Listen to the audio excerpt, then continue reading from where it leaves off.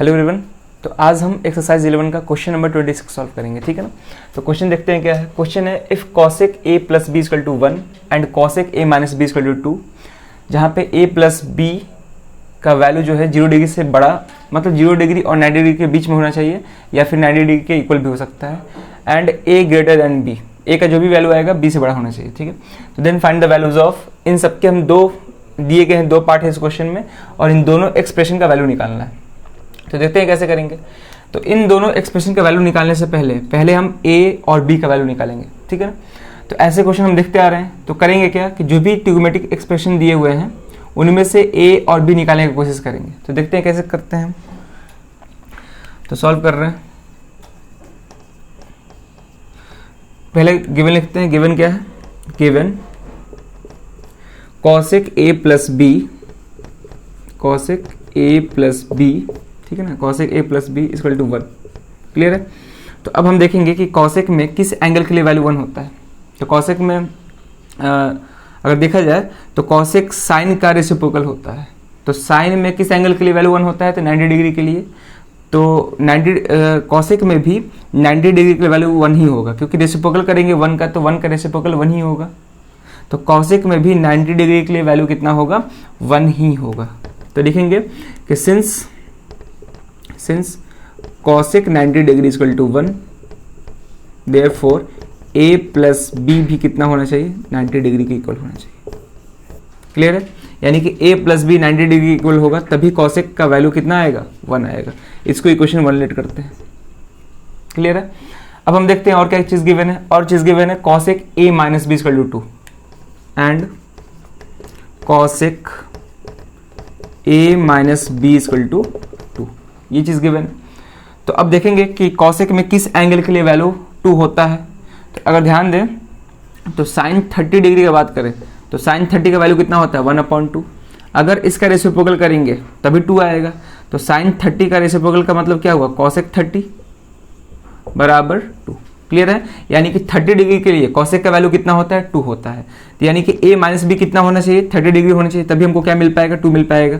तो लिखेंगे since cosec 30 degree equal to 2, this implies a minus B कितना होना चाहिए? तो a माइनस बी मेरा 30 डिग्री होना चाहिए। क्लियर है। cosec 30 कितना होता है लिख सकते हैं, since cosec 30 equal to 2, this implies a minus B कितना होना चाहिए? 30 डिग्री होना चाहिए, तभी जाके cosec का वैल्यू कितना आएगा? 2 आएगा। तो इसको हम इक्वेशन सेकंड लेट करते हैं। क्लियर है। अब हमको इंडिविजुअल से a और b का वैल्यू निकालना है। तो कैसे करेंगे? तो अगर ध्यान दे तो दोनों ही लीनियर इक्वेशन इन 2 वेरिएबल के फॉर्म में है। 2 वेरिएबल क्यों? क्योंकि यहाँ पे a और b क्या है? एक अलग अलग वेरिएबल्स हैं और इनके पावर 1 है, तो इनको क्या बोलेंगे हम? Linear equation in 2 variable. अब हमको मालूम है कि लीनियर इक्वेशन 2 वेरिएबल को कैसे सॉल्व करते हैं। टोटल 3 मेथड होते हैं, substitution, elimination and cross multiplication. तो उनमें से जो सबसे आसान है वो है तुम्हारा एलिमिनेशन मेथड। तो एलिमिनेशन मेथड कैसे करेंगे? अगर हमको दिख रहा है कि अगर हम इन दोनों इक्वेशन को ऐड करते हैं तो a प्लस a हमको 2a मिल जाएगा और b माइनस बी कैंसिल हो जाएगा। तो यानी कि इन दोनों इक्वेशन को क्या करेंगे? सिंपली ऐड कर देंगे। क्योंकि इस तरह के क्वेश्चंस में ट्रिग्नोमेट्री में ऐसे ही इक्वेशंस मिलेंगे सिंपल, जिसको हम सिंपली ऐड करेंगे तो एक वेरिएबल का वैल्यू मिल जाएगा। तो लिखेंगे यहाँ पे adding equation first and equation second, we get, ठीक है। ऐडिंग करने पे हमको क्या मिलेगा? हम डायरेक्ट वैल्यू लिख रहे हैं। तो अगर ऐड करेंगे तो LHS को LHS, RHS को RHS के साथ ऐड करेंगे। तो कैसे करेंगे? तो a प्लस a, ये तो 2a हो जाएगा, plus b minus B cancel हो जाएगा, तो इसको लिख नहीं रहे हैं, is equal to 90 degree plus 30 degree कितना हो जाएगा? 120 डिग्री हो जाएगा। तो यहाँ से a आ जाएगा 120 डिग्री अपॉन, ये इधर मल्टीप्लिकेशन में है, इधर आएगा तो डिवीजन, कैंसिल होकर कितना आ गया? 60 डिग्री। यानी कि a का वैल्यू आ गया मेरा 60 डिग्री। क्लियर है। यहाँ तक a निकल गया। अब हमको b निकालना है। तो b निकालने के लिए कुछ नहीं करना है, इस a का जो भी वैल्यू आया है इक्वेशन फर्स्ट और सेकंड में से किसी में भी रख सकते हैं, ठीक है ना। तो मान लो हम इक्वेशन सेकंड में रख रहे हैं, तो putting the value of a in equation second में रखते हैं। तो इक्वेशन सेकंड क्या है पहले देखते हैं। इक्वेशन सेकंड है a minus B is equal to 30 degree. a कितना है मेरा? a मेरा 60 डिग्री है, तो a की जगह पे क्या रख देंगे? 60 degree minus B equal to 30 degree.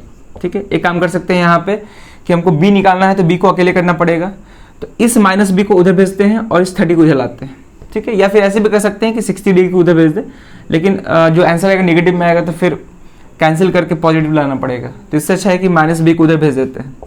तो क्या आएगा 60 डिग्री, इसको इधर आएगा तो -30 डिग्री, इधर माइनस में है b इधर जाएगा तो क्या हो जाएगा प्लस में, यानी कि हम इसको अब ऐसे भी लिख सकते हैं कि b = 60 डिग्री -30 डिग्री, कितना आ गया 30 डिग्री।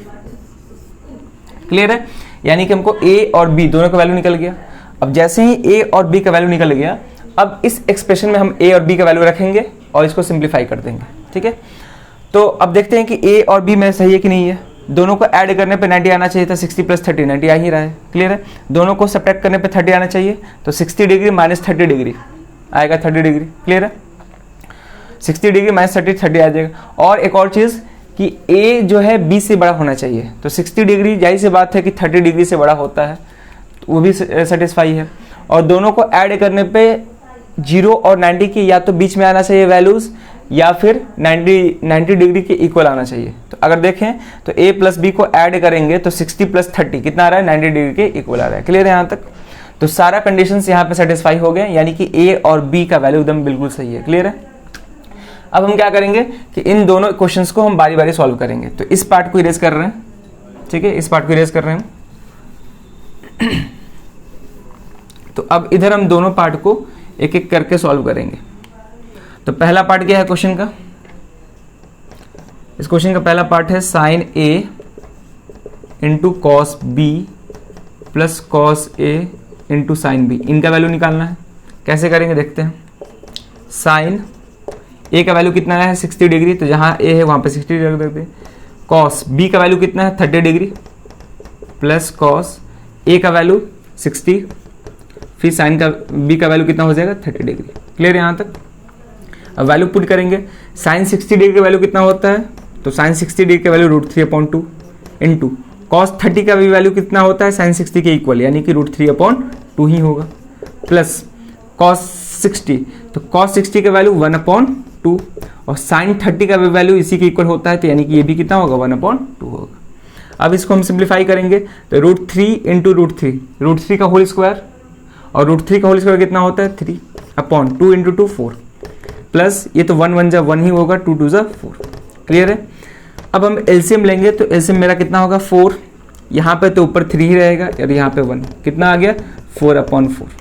क्लियर है, 3 + 1 = 4/4, तो 4/4 कैंसिल होके आंसर कितना आ जाएगा मेरा 1 आ जाएगा। तो लिख सकते हैं कि hence the value of sin a × cos b + cos a × sin b, इसका वैल्यू कितना आ रहा है मेरा 1 आ रहा है। क्लियर है, तो ये पहला पार्ट का आंसर है। अगर इसको लास्ट में नहीं भी लिखे तो काम हो जाएगा, केवल यहाँ पे 1 लिख के आंसर लिख देंगे, ठीक है। तो ये इस क्वेश्चन का पहला पार्ट है। अब हम सेकंड पार्ट को सॉल्व करते हैं। क्लियर है, तो इसी इधर ही क्लीन करेंगे कि यहाँ पे a और b का वैल्यू रखे हैं, या फिर हम ऐसे कर देते हैं a का वैल्यू यहाँ पर लिख देते हैं a = 60 डिग्री और b कितना है मेरा 30 डिग्री। क्लियर है, तो इधर ही क्लीन कर रहे हैं। देखते हैं,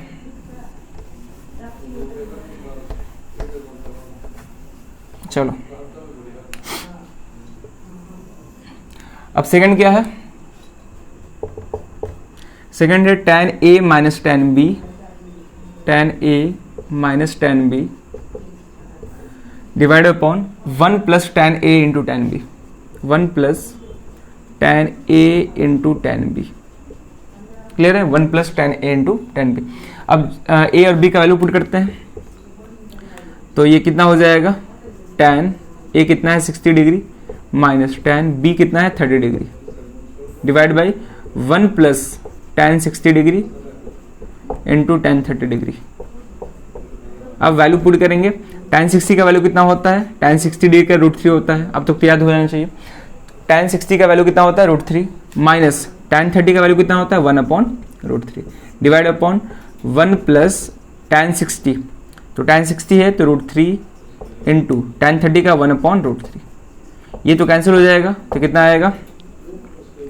अच्छा एक और यहाँ पे चीज़ एलसीएम लेंगे तो √3, तो ये √3 इसके साथ मल्टीप्लाई होगा तो √3 का स्क्वायर जो कि 3 होगा, और यहाँ पे तो -1 ही होगा, क्लियर है, यहाँ पे -1 ही होगा, डिवाइड बाई यहाँ पे 1 √3 से √3 कैंसिल, 1 + 1 कितना आ गया, यहाँ पे 2 आ गया। अब इसको सॉल्व करेंगे तो 3 - 1 2 अपॉन √3 डिवाइड बाई 2।